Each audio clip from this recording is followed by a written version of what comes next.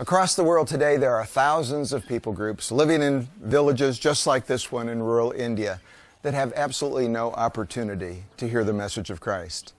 Together, they have a population of more than 300 million people that are still beyond the reach of the gospel.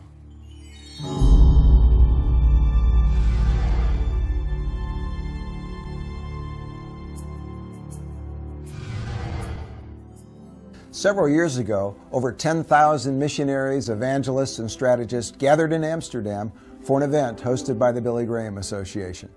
During the event, a small group of mission leaders got together to begin to plan how every people group in the world could be engaged with an evangelism and church planting initiative. The group called itself Table 71 after the particular table number where they were seated. In recent months, they've helped launch a new initiative called Finishing the Task.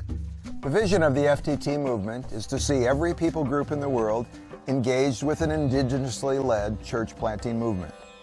A global network of more than 300 local churches, denominations, and mission agencies has been formed that is now working together in partnership to see every people group reached with the gospel of Jesus Christ. 2,000 years ago, when Jesus gave us His Great Commission, He told us to make disciples of every nation or people group in the world. Many of those groups are here in India, and the needs are great. In village after village and in the great cities of every country, people try to find hope in their houses of worship and in their temples. But we know that the only true hope and peace comes from knowing Jesus Christ in a personal way. The great mission leader Ralph Winter introduced us to the concept of unreached people groups many years ago. Many of us in our churches have adopted different groups to pray for. But too many of them still have no full-time workers that are doing evangelism and attempting to plant churches. These people groups are primarily going to be reached by workers from near-culture groups in their own country. Some will form partnerships with churches from other countries that will help provide prayer and financial support and assist with ministries of mercy. But the first step in the process is to always go and survey the group to be reached. Lauren Cunningham believes that it's essential for us to see the needs firsthand. The most exciting thing you can do is the will of God. I went to the village of Bantico, 450 miles in the jungle. They had never heard of God before. It broke my heart. Do you want your heart broken for that which God's heart is broken over? Go to the unreached people groups of the world. It will change your life and your church. Lauren is right.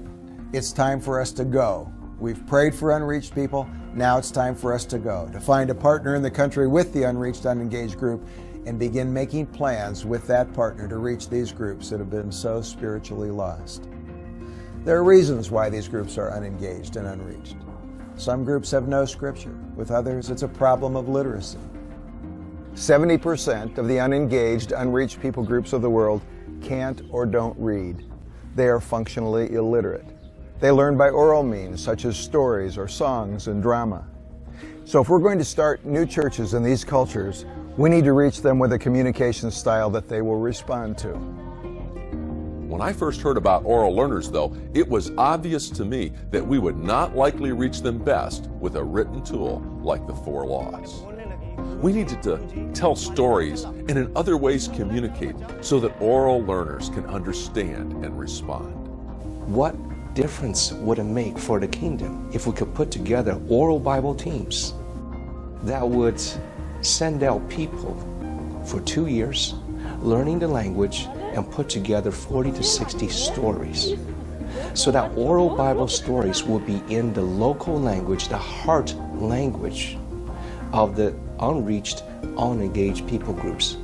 If we're going to reach these unreached people groups with a gospel message, they need the scriptures in their language. And if not in written form, they need it in story form and in all kinds of oral strategies. Henry Blackaby believes that obedience to the Great Commission is an evidence of our commitment to the Lord. In Mark's account of the Great Commission given by Jesus, Jesus commanded us to take the gospel to every person. And then he had said, if a person loves me, he will keep my commandments. He will do what I've said. The role of the pastor is to equip lay men and women for their work of service. Greg Buckingham is a layman challenged by his pastor to champion the cause of unreached people groups in Myanmar. Most of you know that Ken's talked about unreached people groups, and really they're difficult places to get to or unsafe places to get to. And Coast Hills have taken several of those on. And we were able to premiere the first Jesus film in the Rumai Palong language ever. And that evening we got to see the first people in almost 2,000 years come to Christ. And it was an amazing event to be a part of. You know, just to even, you know, be a part of that, and for you to send me there and let me go there and see that, is just, it's an amazing thing. And even more than that, is I got to model that with my son, to understand what real value is in life.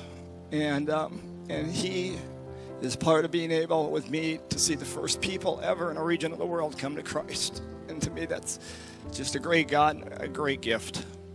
As churches, we're sometimes hesitant to try to take the gospel outside our communities because we feel so helpless and unprepared. Phil Butler of Vision Synergy believes that in many areas there are indigenous partners that are just waiting to help.